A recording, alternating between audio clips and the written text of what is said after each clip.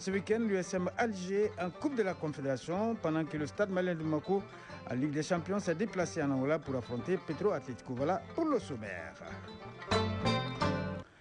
Bienvenue dans ce journal. Le président de la transition, chef de l'État, chef suprême des armées, le général d'armée Assimi Goïta, a accordé une audience au général de brigade Daouda Traoré, commandant de la force unifiée de la Confédération des États du Sahel.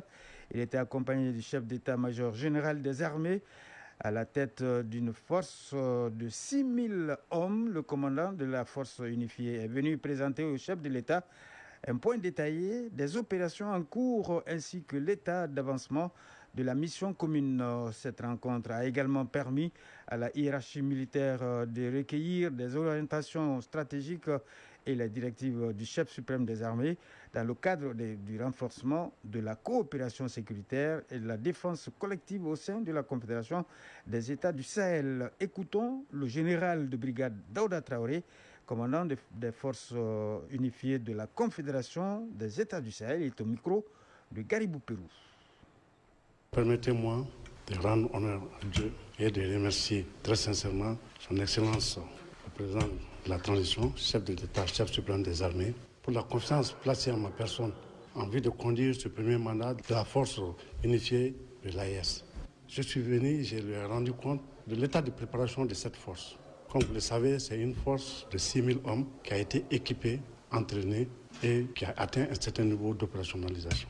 Ensuite, j'ai reçu de lui des orientations pour la bonne marche de la force et il m'a assuré de tout son soutien, du soutien de tout le Mali pour l'accomplissement de cette mission. Pour la population, nous allons travailler beaucoup avec cette population. Vous savez que la population est au cœur de toutes nos préoccupations et de toutes nos planifications.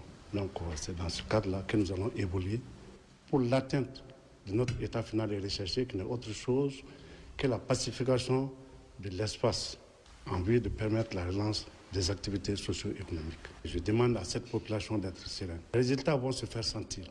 Ce n'est qu'une question de jour et je pense qu'au moment de la première évaluation, on pourra faire un bilan adéquat. Le président de la transition, le général d'armée Assimi Goïta, a également reçu en audience le haut représentant de l'Union africaine pour le Mali et le Sahel. L'émissaire de l'Union africaine est venu transmettre au chef de l'État l'intention de son organisation de pouvoir travailler main dans la main avec le Mali et appuyer le plaidoyer que la Confédération des États du Sahel, AES, est une réalité afin de trouver un nouveau cadre de coopération Union africaine AES pour relever ensemble les défis auxquels le continent fait face. Dr Mamadou Tangara, haut représentant de l'Union africaine pour le Mali et le Sahel, à sa sortie d'audience au micro de Sira Batili. Cette audience a été l'occasion pour moi de venir prendre conseil auprès de son Excellence le président Assimi Goïta par rapport à la mission qui m'est confiée.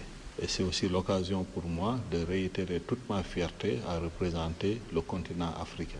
Et pour réussir cette mission, j'ai besoin de rencontrer les autorités, de prendre conseil auprès d'eux pour qu'on puisse accomplir cette mission. Nous sommes là pour pouvoir travailler main dans la main avec le gouvernement malien, avec le gouvernement du Sahel, pour que les objectifs qui se sont assignés puissent se réaliser.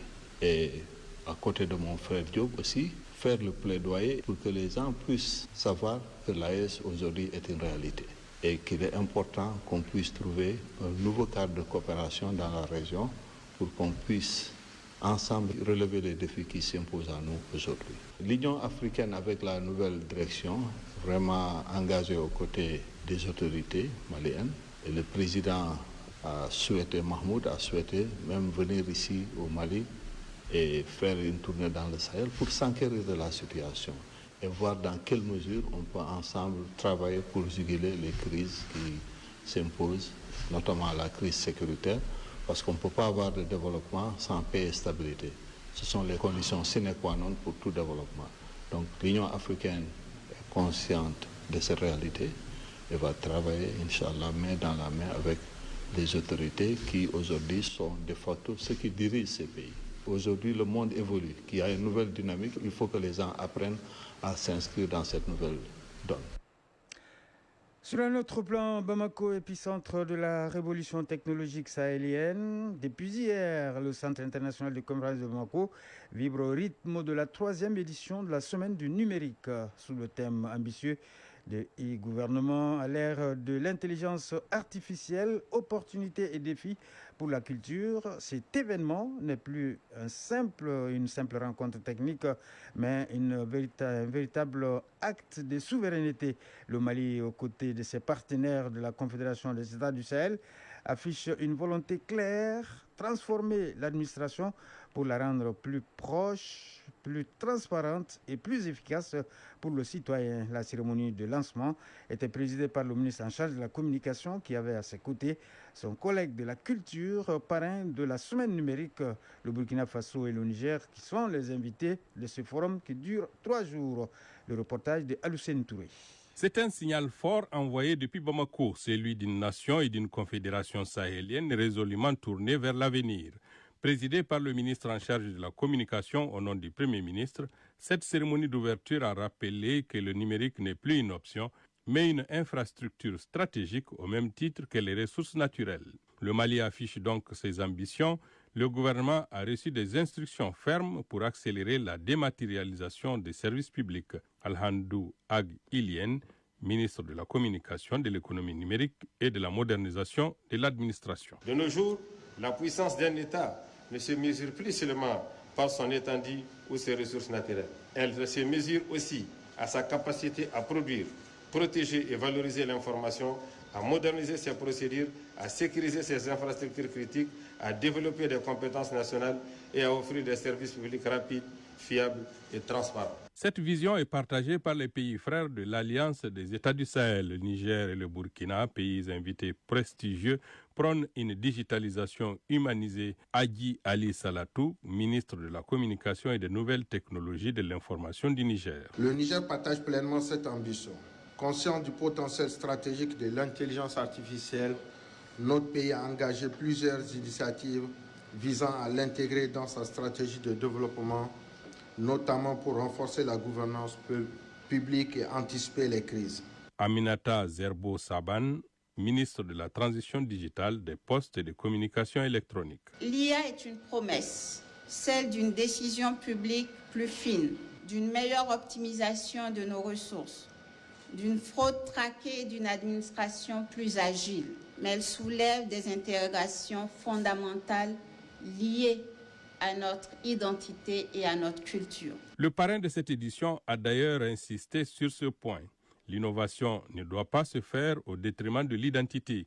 L'IA représente une opportunité majeure pour valoriser la culture malienne à condition de respecter scrupuleusement la souveraineté culturelle et les valeurs locales. Mahmoud Dafé, ministre de la Culture. Le défi, il est culturel. Aujourd'hui, un nouveau monde est en train de naître sous nos yeux.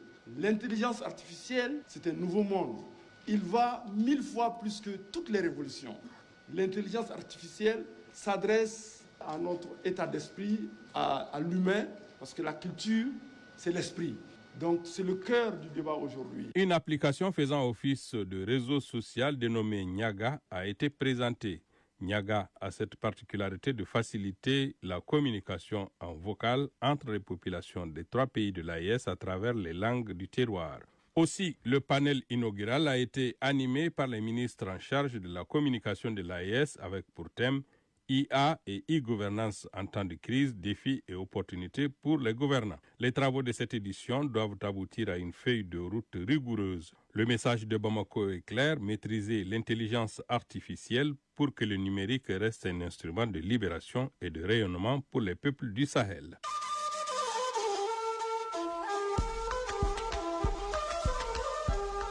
AES, actualité.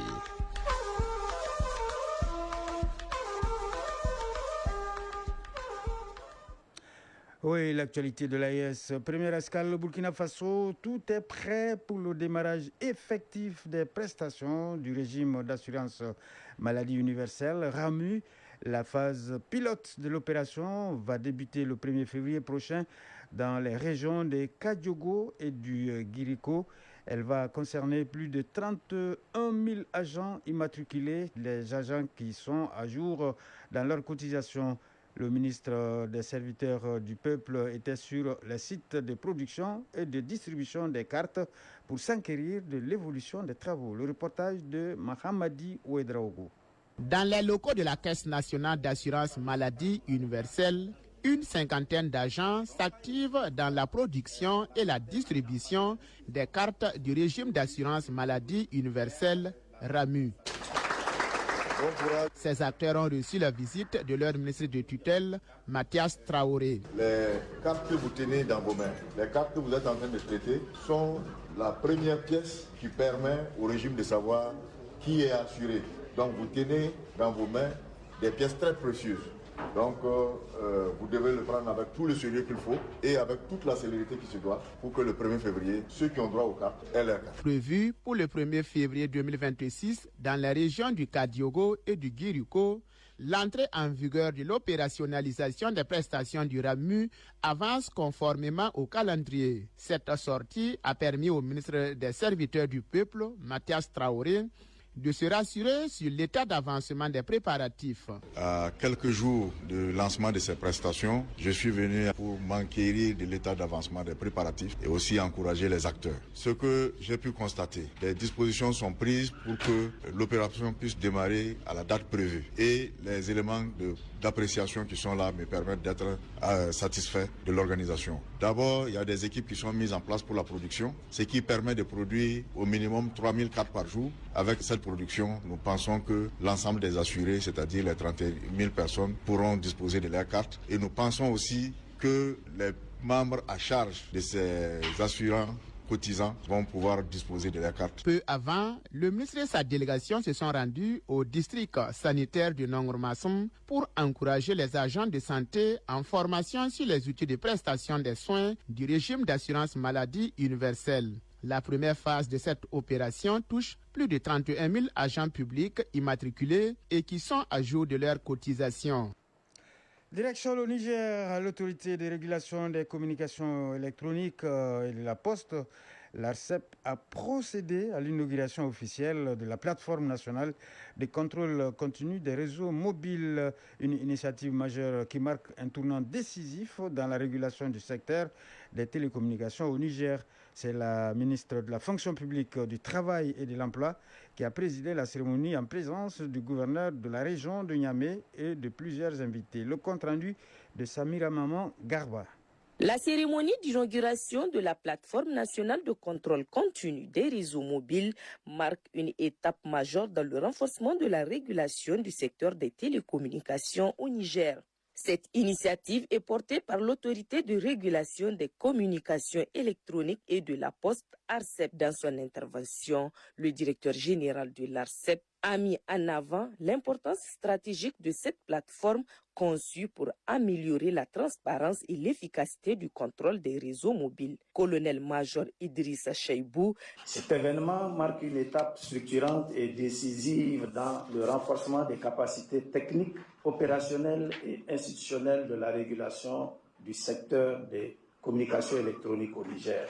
Il consacre l'aboutissement de plus d'une décennie de réflexion, d'analyse et d'efforts soutenus visant à doter notre pays d'un dispositif moderne, fiable, performant et souverain de supervision continue des réseaux mobiles. Elle est conçue pour assurer une collecte automatisée, continue et non intrusive des données techniques, économiques et de trafic sans intervention humaine et sans possibilité d'altération ou de manipulation des informations transmises. Le directeur des réseaux et services de communication électronique de l'ARCEP a expliqué que cette plateforme est le fruit d'un processus technique rigoureux tenant compte des réalités économiques et géographiques du Niger. Elle a été officiellement lancée par la ministre de la fonction publique, du travail et de l'emploi, assurant l'intérim du Premier ministre.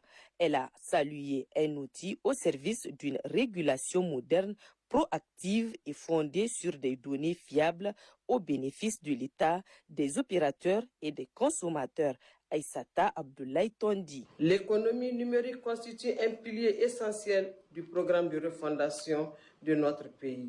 Pour qu'elle joue pleinement ce rôle, elle doit être encadrée, régulée et mesurée avec rigueur. Je voudrais exhorter l'ensemble du personnel de l'ARCEP à assurer une gestion rigoureuse, un entretien exemplaire et une exploitation optimale de cette plateforme. Ainsi, avec la mise en service de cette plateforme, l'ARCEP se dote d'un outil stratégique pour un contrôle plus efficace des réseaux mobiles au service d'une régulation moderne et de meilleure qualité de service pour les usagers.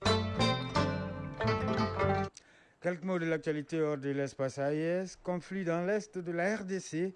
Le président Félix Tshisekedi a reçu hier 5 anciens chefs d'État du continent facilitateurs de l'Union africaine. Au cœur de leur rencontre, accompagner les différents processus de paix menés par les États-Unis et le Qatar. C'est la première fois que le président Tshisekedi reçoit officiellement ce groupe de facilitateurs. Il s'agit du Nigérian Olusegun Obasanjo ou encore du Kenya Uhuru Kenyatta. Ce dernier avait été en charge d'un ancien processus de paix, celui des discussions avec les groupes armés. Il s'agissait du processus dit de Nairobi. La centrafricaine Catherine Samba Panza et l'éthiopienne Sahle-Work Zewde, elle aussi faisait partie de la rencontre. La mission de cette médiation est de faire des propositions à l'Union africaine visant à désamorcer les tensions dans l'est du pays. Des propositions attendues pour le prochain sommet de l'organisation qui doit se dérouler en février prochain à Addis Abeba en Éthiopie. Une nouvelle collision donc mortelle s'est produite en Afrique du Sud impliquant un minibus et un camion. L'accident est survenu hier près de la ville de Durban dans la province du KwaZulu-Natal, faisant 11 morts sur le coup, dont un écolier, selon les premières informations recueillies par les agences sur place. Ce drame intervient à peine une dizaine de jours après un autre accident meurtrier. 14 élèves avaient perdu la vie dans le crash d'un bus scolaire à environ 60 km du sud de Johannesburg. Le conducteur du minibus impliqué dans l'accident de Durban a été arrêté et inculpé de 14 chefs d'accusation de meurtre. Les autorités l'accusent d'avoir perdu le contrôle de son véhicule après avoir tenté un dépassement dangereux. Les accidents impliquant les minibus, principal moyen de transport pour les nombreux Sud-Africains, sont fréquents dans le pays. En octobre dernier, 18 enfants avaient déjà été grièvement blessés dans un accident similaire sur une autoroute du KwaZulu-Natal. La page des sports, c'est tout de suite.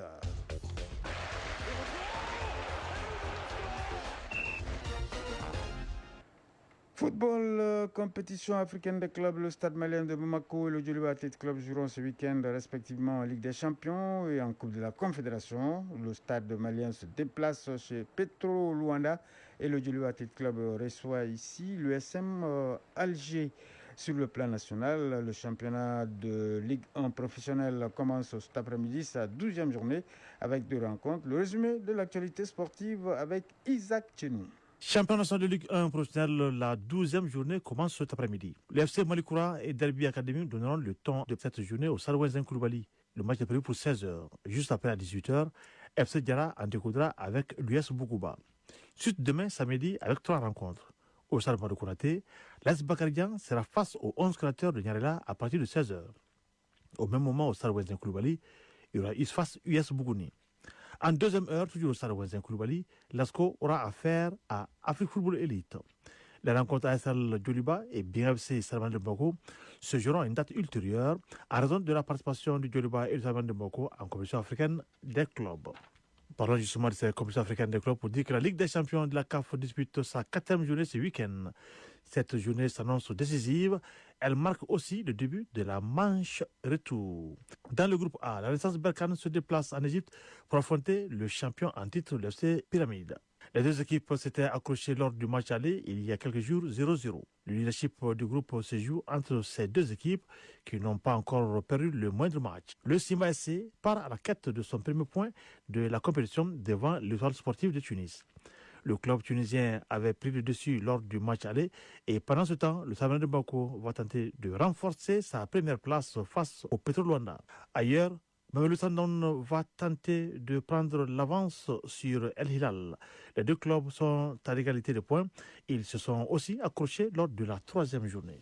Ce vendredi donc, ça commence avec le match El Hilal Mamelou Sandon. Autre rencontre de cette 4e journée dans la Ligue des champions de la CAF. demain, il y aura donc Young Africa et Lali, Asfar, Yes Kabylie et enfin dimanche, on aura River United, Power Dynamo FC et Mouroudia Club d'Alger et Saint-Éloi Lupopo. La Coupe de la CAF sera également à l'honneur. La 4e journée de la Coupe de la CAF sera au rendez-vous et un rendez-vous décisif pour certaines équipes. Après 3 journées dans la seconde compétition interclub du continent, certaines équipes ont dos au mur et d'autres surfent sur un nuage. Si les unes n'ont aucune pression, ils peuvent se qualifier en quart de finale de cette 4e journée. Les autres n'ont plus droit à l'erreur. Le derby égyptien entre El Nasri et Zamalek va-t-il enfin connaître un vainqueur? On le saura certainement à l'issue de cette rencontre.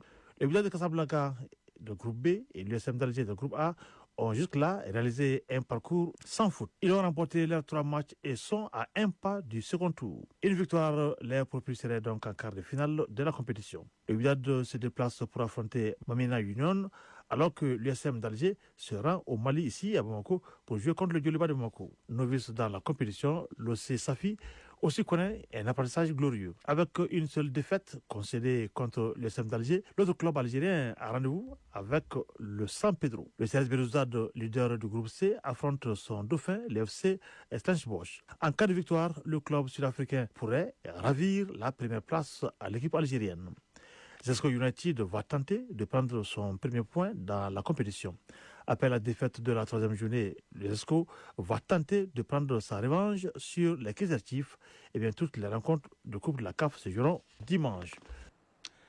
Merci Zakchenou, c'est ce qui met fin à ce journal. Présentation Koji Sibi, mise en onde Mamadou Bedjalo, mise en ligne Abdoulaziz Koulibaly. Merci au rédacteur en chef Brahma Traoré qui m'a aidé à le préparer. Nous vous souhaitons de passer une excellente journée de vendredi en compagnie de nos programmes.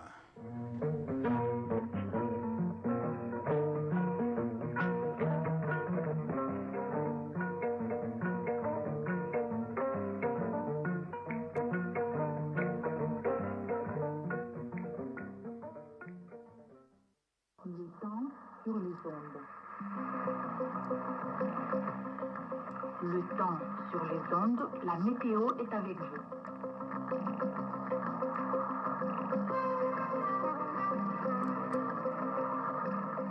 Bonjour à toutes et à tous, bienvenue à la page météo. Le temps sera caractérisé par un ciel ensoleillé dans l'ensemble du pays, à l'exception des régions du nord où il sera à moitié nuageux. Des vents d'harmattan d'intensité faible à